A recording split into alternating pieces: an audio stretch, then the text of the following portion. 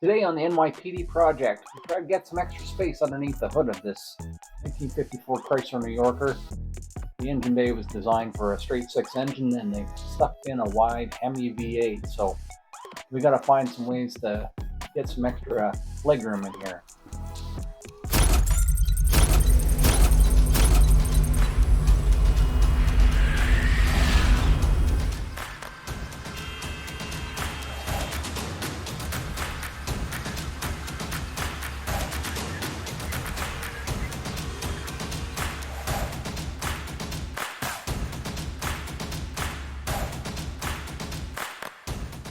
One thing that had me concerned, because I want to get these valve covers off because they're going to be next.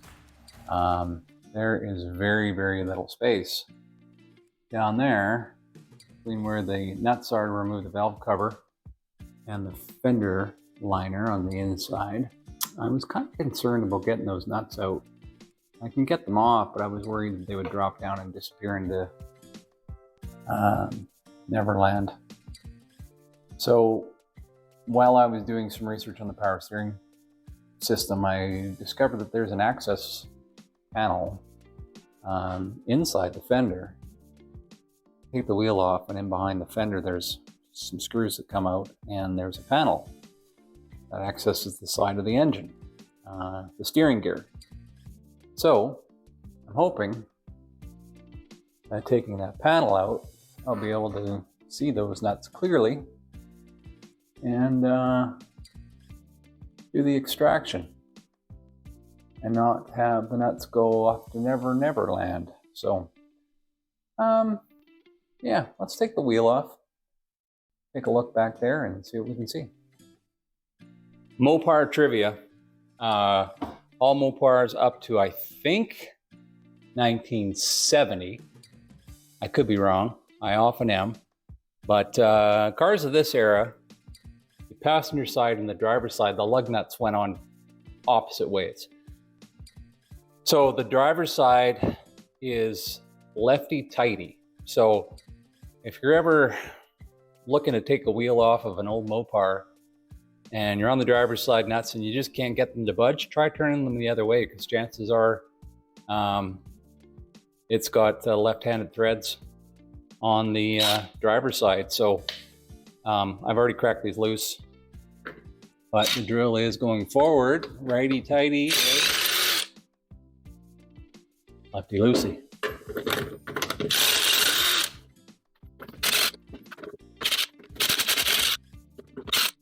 And the other thing is they're not lug nuts, they are lug bolts.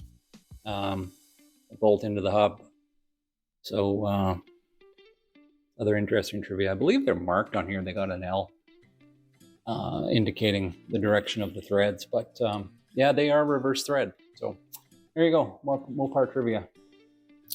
Okay, here we are, first look underneath in the fender liner here. Big solid steel drum brakes on the front. I have not tried to crack those loose yet to get the drums off. I know that the rear drums, you need a puller to get them off, and it may not be a bad idea to have a puller for this front one too. It's probably rusted on there pretty hard. I haven't touched the brake pedal, so I don't know if I've got any pedal action at all. The pedal, there's some corrosion under here. Yep, it looks like the car had been undercoated or something.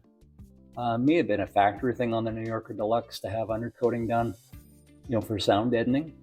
So probably helps maintain the integrity of the body panels over time, but it's peeling off.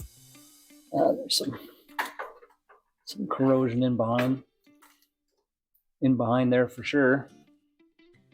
I'm not doing a frame up resto on it yet, so I'm not that concerned about it. But this is the so-called access panel that's supposed to be removable. If I can find the bolts for it, I might be able to heat them up and spray them down and get them off. And we can take a look back there. Okay, well, that's driver's side front fender well.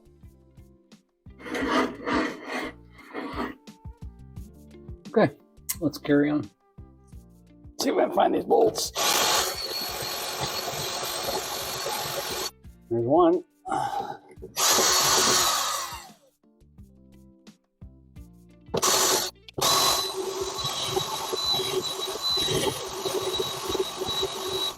There's two. And a third one over here somewhere. I think I see something right behind this undercoating.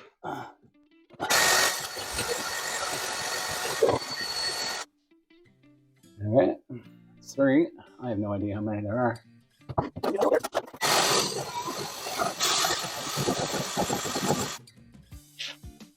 Okay. 1, 2, 3, 4. They seem to be spaced out. Oh, there's one down here, one right there as well. Oh, and one right there. I see another one.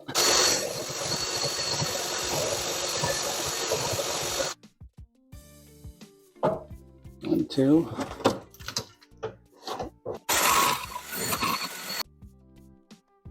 Okay. All right, I can see the bolts. Now the question will be if they come out. And it doesn't look like they've ever been off, so. All right.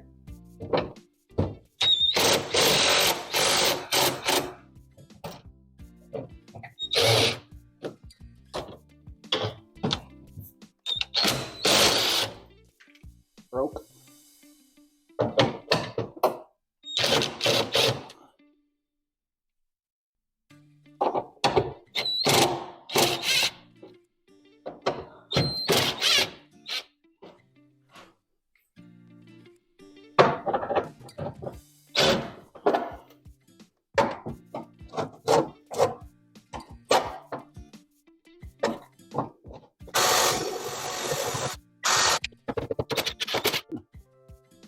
Easy peasy. So I got 1, 2,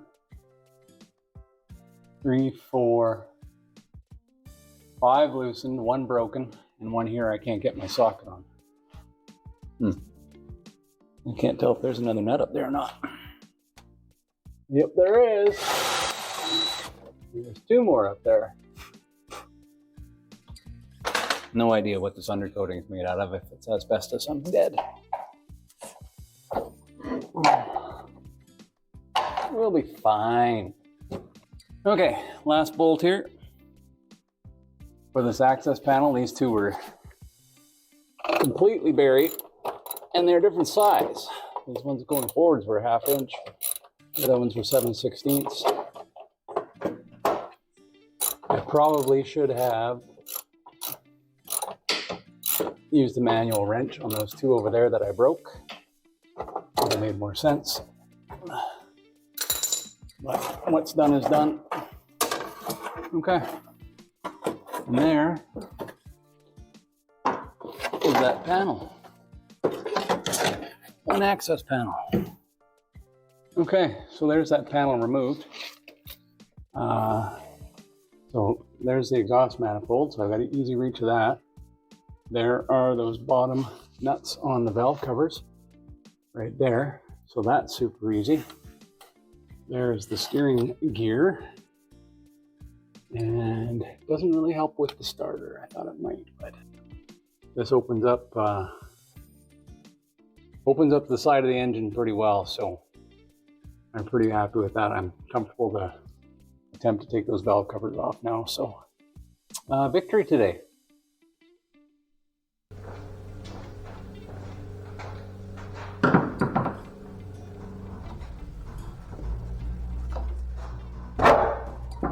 That came out super easy. Okay, first look under the valve covers, boys and girls.